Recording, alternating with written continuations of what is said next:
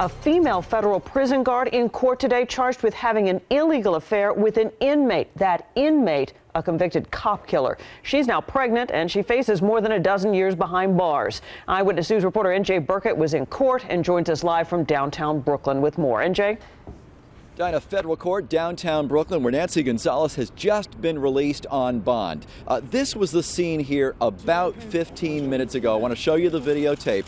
Ms. Gonzalez leaving the federal courthouse amid a crush of reporters and photographers. A 29-year-old prison guard charged with having a series of sexual encounters with an inmate, and not just any inmate, the convicted killer of 2 New York City cops.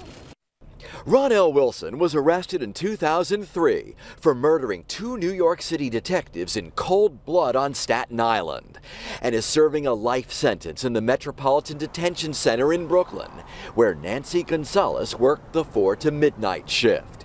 Prosecutors say the two had a series of sexual encounters, most of them in a vacant room next door to Wilson's prison cell.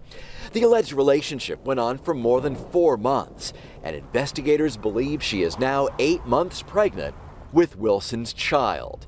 In a series of phone calls routinely monitored by jailhouse supervisors, Ms. Gonzalez is overheard saying, quote, "I took a chance because I was so vulnerable and wanted to be loved, and now I am carrying his child. Why not give him a child as far as giving him some kind of hope," end quote.